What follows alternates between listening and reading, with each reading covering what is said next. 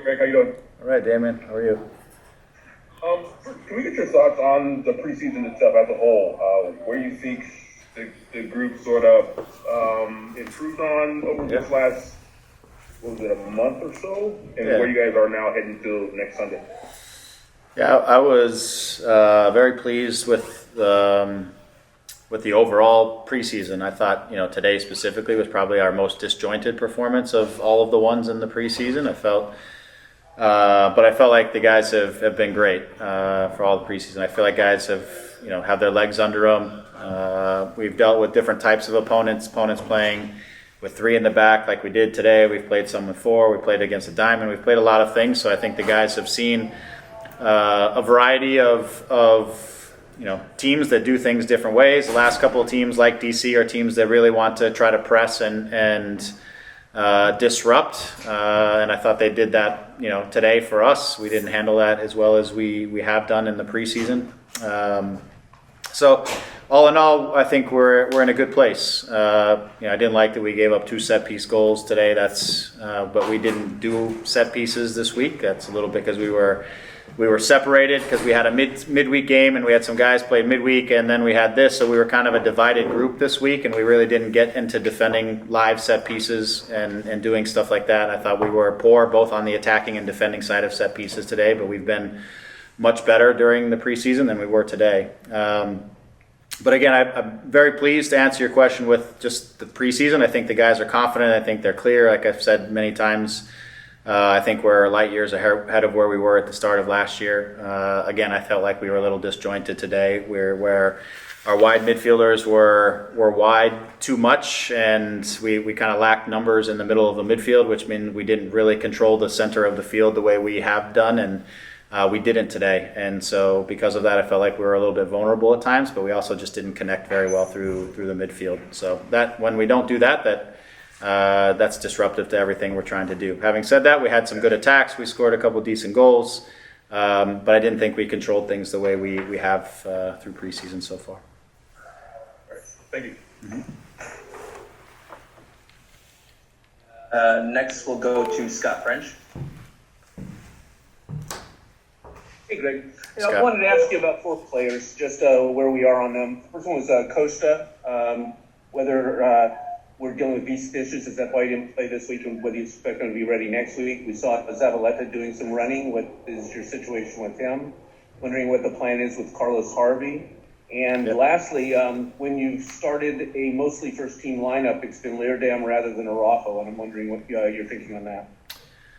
Yeah, starting with Douglas, it's been a visa issue. We're just he's transitioning a visitor visa into a work visa. So until that process finalizes, we can't play. So we were hoping we would have it this week. It's usually kind of a 4 to 8 day process, from what I understand. We were on day 5 yesterday and we didn't get it. So we're hoping that obviously Tuesday, Wednesday, somewhere like that, we get it. Monday, I think, is the holiday, so we won't see it then. So, so that's his situation. Zavaleta came in middle of this week, looking again just center back depth. We had Sega go down again today, and Derek is just coming back, and obviously Jalen is a young center back with a lot of promise, but we want to make sure it's on his timeline and we're not forcing him into situations. So we're sizing up Eric as a possibility. We'll see how that goes here over the next couple of days as we talk through things. And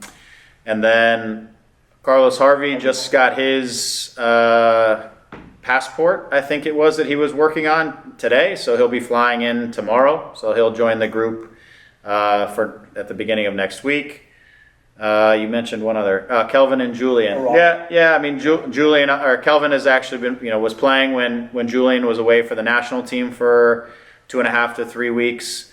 The issue for Jules is while he was away, he didn't really play for Mexico and they didn't really train. So we've been trying to get Jules' fitness back. He basically lost 2.5 weeks of preseason, so we're trying to get his fitness back.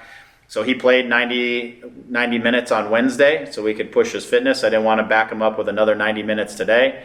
So Kelvin started it. So, I mean, we feel like we have 2 good right backs, obviously. But Jules, we're just trying to get his get him caught up to speed with the group in terms of his fitness and in terms of just getting his sharpness, because he missed a chunk of preseason being away with the national team, and just needs to get up to speed.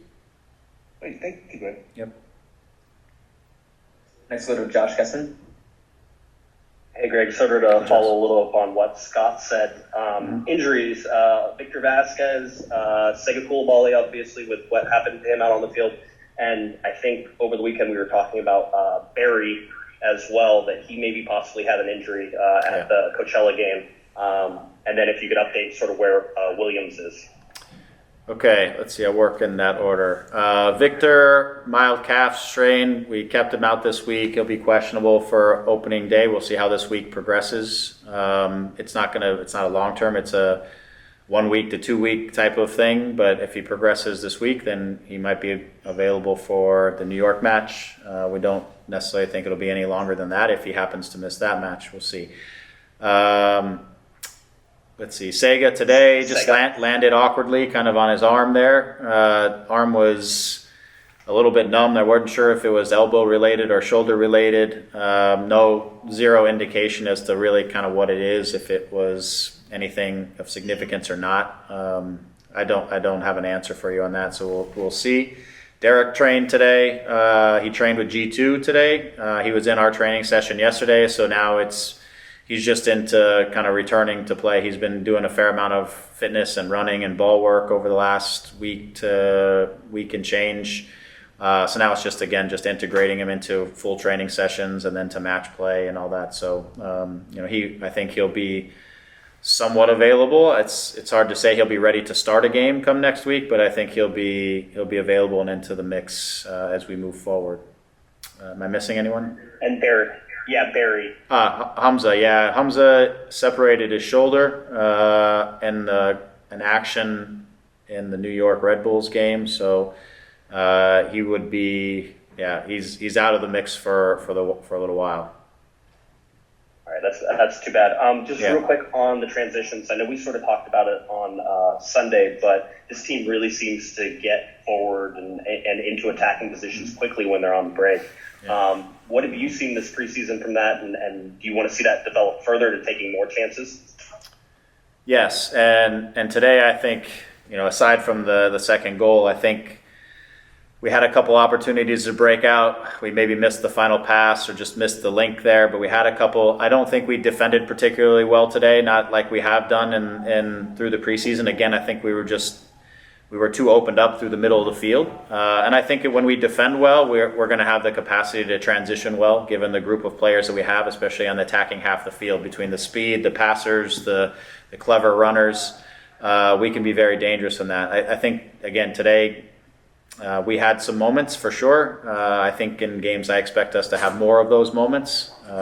So I'm pleased with that. I think I mentioned to you last time we spoke that I think that's something that we left on the table last year because we did not defend well. We won too many balls deep in our half of the field, and so we weren't a very consistently effective transition attacking team. And I think that is something we've been much better at in preseason, and something we want to continue to grow at. I think we have a good sense of what we're trying to do when we have the ball, generally speaking, and we go into what we call our set attacks and our organized attacks. But to be able to transition and attack is a huge part of the game that I'm happy with our progress on that side through preseason. We want to continue to build on that. All right, thanks, Greg. Thank you. And we'll go to Andy Diaz next. Hey Greg, how's it going? Good, Andy. I have a quick follow-up on Costa and then a bigger picture question. For Costa, if that visa does come through this week, is he available to play for the home opener, or is it kind of you easing him into the team there? He would be available to play. I mean, he's still his fitness level is good. He's still in a good position to be able to move forward. We wanted to get him on the field so he could continue to connect with his teammates and get a feel for all of it. Obviously, before you start a season, you'd love to have a couple of games where you can get used to your teammates and get used to the environment and all that. But he's a veteran, he's a pro, and we're going to be patient with his integration, knowing that his upside is phenomenal. I mean, even things that we see are just he's ready to go and he's interested. It's just going to be a question of just pure match fitness that he's going to have to build on as soon as He's going to have to do that through season games, matches. That's just the way this turned out to be, unfortunately.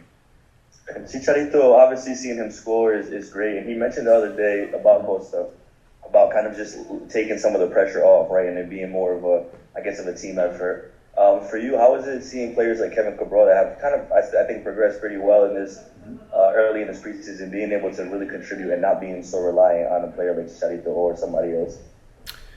Yeah, again, I think adding another high-quality, sophisticated player like Costa, who I do believe he's going to score goals in this league. He certainly can set up goals. His vision is outstanding. His technical ability and his ability to hit different passes and to hit shots that he can get off instantaneously. I don't know if I've seen many people release a shot as quickly as he does. So all of those things, again, Kevin's growth, which we've talked about, Victor's experience and his final passing, and he's been excellent through preseason, which, unfortunately we missed him today.